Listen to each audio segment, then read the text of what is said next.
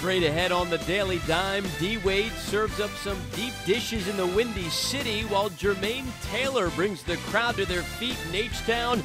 And could Andre Miller blaze another 52-point trail against the Mavs? We'll find out next on the Dime.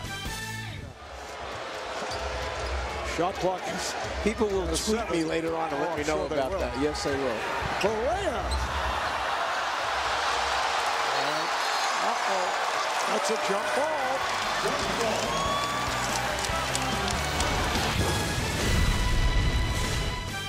Welcome to the Daily Dime. I'm Alex Loeb. Coming up in just a bit, we'll hear from Rick Bucher as he'll give us his keys to Michael Jordan becoming an effective owner. But first, it was MJ's old team that was trying to hang around in the Eastern Conference playoff race as they went up against a guy who idolized his airness while growing up on the South Side. Dwayne Wade was averaging less than 18 points per game in his hometown of Chicago throughout his career, so why not get the teammates involved? Early in this one, facing a one-on-two situation, Simple Basketball says, find the open man, and he does just that. Jermaine O'Neal and Flash making it look easy. Moments later, the duo connects again. We're sensing a theme developing here, but obviously the Bulls didn't pick that up. Still in the first quarter, Brad Miller comes in to help, so Wade finds O'Neal, and we're tied at 10. Eventually, the Bulls picked up on this theme. They decided to play him one-on-one, but Flash, in a one-on-one situation against Heinrich, usually would take him, but decides to go with the charitable option, finding Mario Chalmers, and it's a 26-14 Miami lead onto the second quarter. The Bulls getting blown out. Wade to O'Neal, 53-30 Miami. O'Neal laughing it up later in the quarter. Wade to Michael Beasley. Dwayne Wade had 8 points on just 4 field goal attempts in the first half, but had 9 of his 10 dimes in that half. On to the third quarter. They heat up by 30, and O'Neal returns the favor to Wade in a 103-74 Miami blowout. Problems playing here. Why? Well, I do, but today I decided to slow down, play like I play whenever I'm on the road anywhere else, and that's, play under control. Don't worry about scoring, it'll come, and get my teammates involved. So for the first time, I decided not to worry about how many points on the board when I come home or trying to make the crowd feel good, and just try to worry about making plays and winning this ball game. So the Bulls scored their fewest points of the season, and it was their second worst shooting performance of the year. More importantly, Chicago now falls 2.5 games behind the Raptors for the 8th and final playoff spot in the East. Nate McMillan and the Blazers playing host to Dallas. We go right to the second quarter when Andre Miller goes to work with the steal and opts for the layup. 51-46 Portland. On to the third quarter, and Dallas making a second-half push. Caron Butler with a nice pump fake, 2 of his 25 points, and the Mavs within 2, but on to the fourth quarter, less than 8 minutes to go.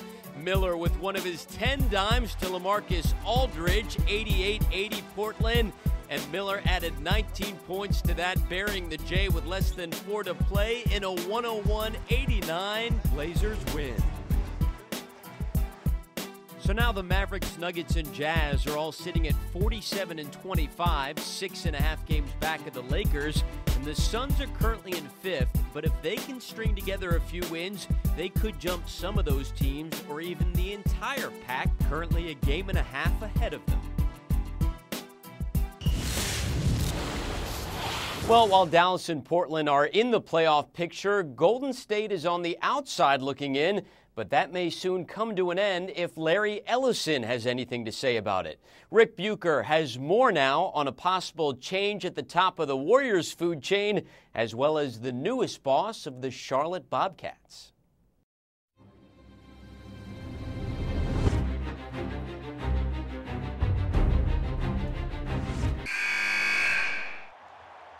Michael Jordan's competitive fire apparently burned a hole once again in his wallet.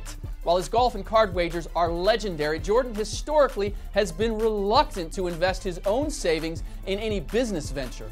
But he admits it took a big chunk of his own bank account to buy the Charlotte Bobcats. So how does he avoid his mistakes as a team executive that would turn the Bobcats into a losing proposition? The first step, according to several former great players now in positions of authority, is to stop thinking like a great player. Running a franchise, they say, is less about split-second decisions and spectacular moves and more about careful analysis and steady progress. Jordan seems to understand that now, with his highest stakes yet on the line. Keep pushing the ball. Keep pushing it. The Golden State Warriors also could be under new ownership soon, with Oracle billionaire Larry Ellison the heavy favorite to take over and conduct a thorough house cleaning when he does. Ellison, according to one source, won't hesitate to eat the $6 million owed coach Don Nelson next season, which means if the 69-year-old Nelson is going to get the all-time record for wins, he'd better do it now. The problem? He needs the Warriors to finish 5-8, way over their current winning percentage.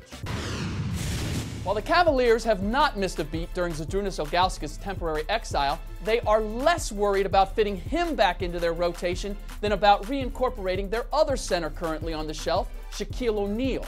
Big Z swallowed his ego some time ago, accepting his role as a spot-up shooter, forcing opposing big men to leave the rim unprotected for LeBron James and Delonte West to destroy.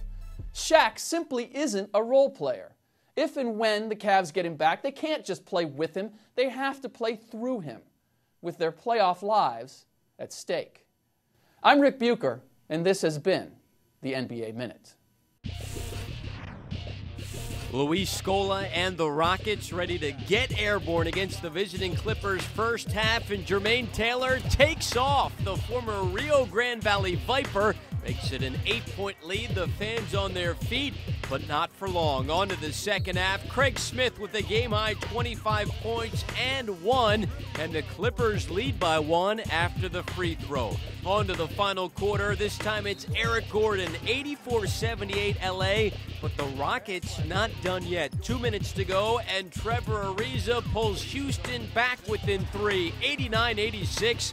But the Baron would seal it moments later. Davis with 3 of his 16 as the Clippers survive 99-93.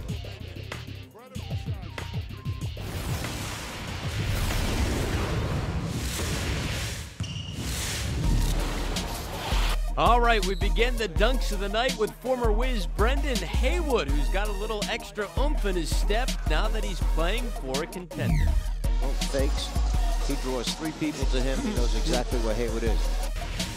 In at number 2 is a guy who still owns his high school record for the high jump, and we see why, Mr. Jermaine Taylor. Basket with a monster slam. See, if you don't pick up Jermaine Taylor, he's looking to attack the rim first and shoot second. And for the top dunk of the night, even though Wade and O'Neal stole the show, it's Darrell Wright with his only bucket of the night. Darrell, easy, don't put back those are shots we have, but there's Darrell Wright just coming out of nowhere.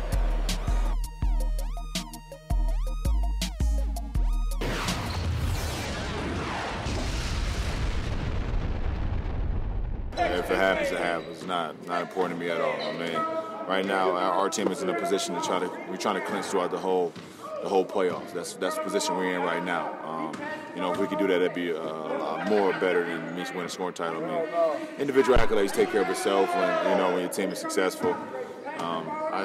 Being a scoring title for me, if I really wanted to, to be a scoring title, I could do it every single year. Like every single year, I could really do it. But it doesn't matter to me. And you may have been able to recognize that man. That was LeBron referencing the scoring race between himself and Kevin Durant. The two are currently separated by just 1/10 of a point heading into Friday. And from 2 of the league's best to 1 of the league's worst, the New Jersey Nets are attempting to save face after Tuesday's debacle in which Nets CEO Brett Yormark got into a shouting match with the fan who had a bag on his head. But the Nets are now playing nice. They've decided to have a bag exchange night in which all fans were invited to turn in their bags for a Nets fun pack, which included trading cards and a note that said, "Thanks for letting us see your face. We hope to see it more often at Nets games," end quote. And to all our viewers in New Jersey, at least it's a start. Unfortunately, that's the end of this episode of The Dime. We'd like to thank you for being a part of the show, and we leave you now with our call of the night. has got it, gives it up to Lowry. It's always Lowry and Scola. They're the first two down. Taylor all the way to the basket with a monster slam. See, if you don't pick up Jermaine Taylor, he's looking to attack the rim first and shoot second. That's the reason I like him.